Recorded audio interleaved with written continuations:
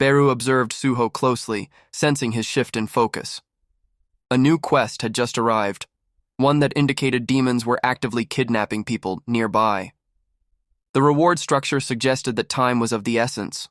The longer he waited, the greater the danger to the captives. Without hesitation, Suho turned to Hyung. Urgency laced his movements as he ordered him to leave the dungeon immediately. Though Hyung hesitated, confused by Suho's sudden certainty, there was no time for explanations.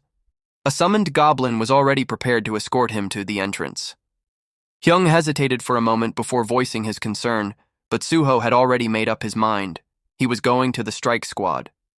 Realizing he would only be a hindrance if he stayed, Hyung quickly accepted the situation.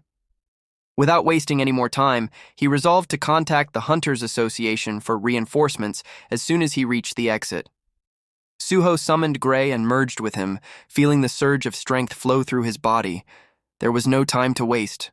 With a powerful push, he propelled himself forward. He dashed toward the strike squad's last known location, determined to reach them before it was too late. The place was engulfed in darkness, the air heavy with the scent of blood. Crimson stains marred the doorknob, a grim trail extending into the dimly lit hallway, where more streaks of blood painted the walls and floor.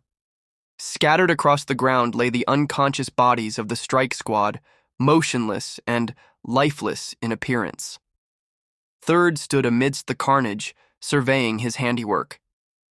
Fuel secured. The preparations were nearly complete.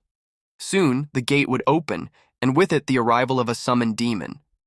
A victory was certain, and in anticipation, arrangements were being made to use the captured as fuel for what was to come.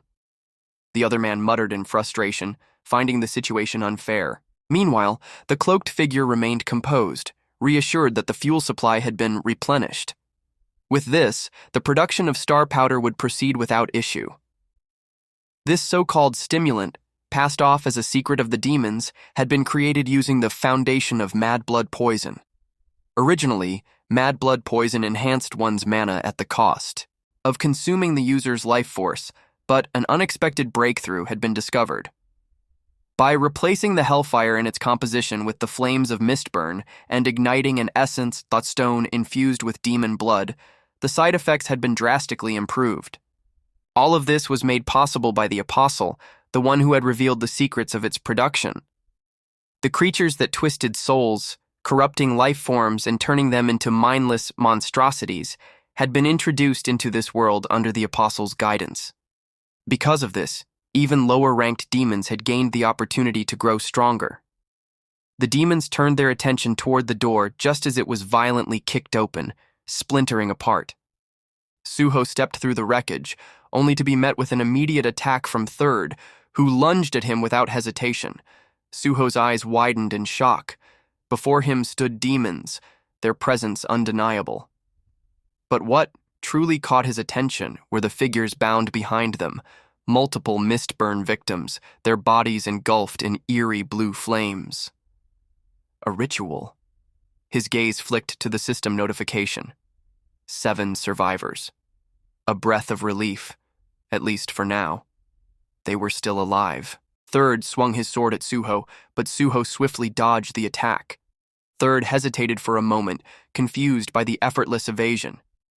Suho assessed the situation, his gaze sharp as he considered the lifeless hunters he had encountered earlier. Without hesitation, he delivered a powerful punch, sending Third crashing across the room. The man in the cloak observed intently. Their youngest had just awakened after consuming the star powder, yet his attack had been avoided with ease. A smirk formed on his lips as he exchanged a glance with his brother. It seemed they would have to step in.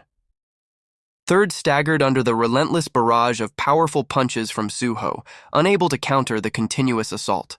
Suddenly, Suho sensed a shift in the air. Before he could react, 2 other demons lunged at him from opposite sides. He swiftly evaded their attacks, but his instincts flared again. Another presence loomed behind him. A demon's hand crackled with lightning before unleashing a sudden surge of electricity, striking Suho and momentarily stunning him. Taking advantage of the opening, Third followed up with a point-swift sword slash. Without hesitation, Suho summoned his goblins. The creatures materialized instantly, intercepting Third's attack and shielding him from harm.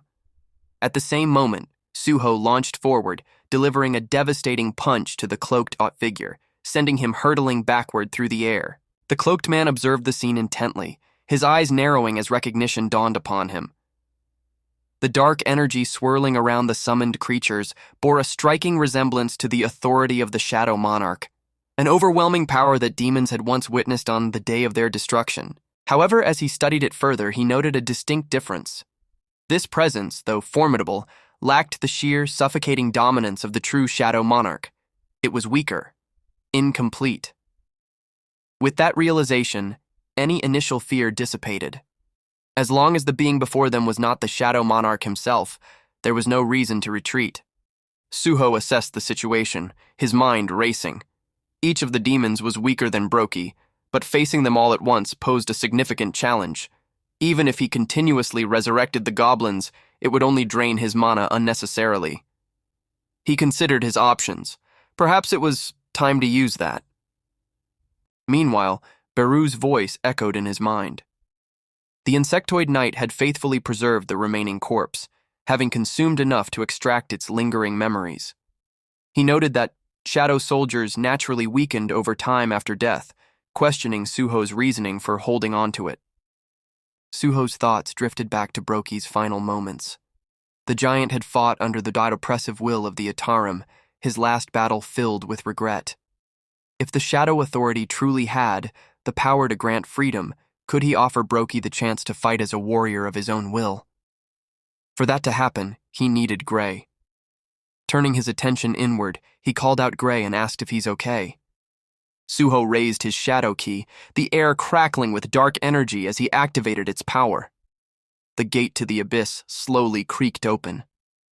With a commanding voice he spoke, his words laced with authority. If Brokey's final battle had been tainted by regret, then this was his chance to fight once more, on his own terms. The massive corpse remained still for a moment. Then, the shadows surged toward Suho, gathering like a raging tide. A claw emerged first, pressing against the ground with a force that cracked the stone beneath it. Slowly, the hulking form of Brokey rose from the darkness, his towering figure reconstructed through Suho's power. A deafening roar echoed through the chamber, shaking the very walls. Suho met the gaze of his newly summoned shadow soldier, his expression unwavering. The man in the cloak took an involuntary step back, his voice trembling with disbelief. Hyena. Brokey stood before him, now a shadow soldier. The realization struck. Suho was the one who had defeated him. With Suho, Gray, and Brokey assembled, the battle was set. Determination burned in his eyes as he charged forward, launching a relentless attack against the demons. A dark aura crackled with lightning before shifting into a burning red glow. From the shadows, a figure stepped forward, a girl with cat-like ears silently observing the battle unfold.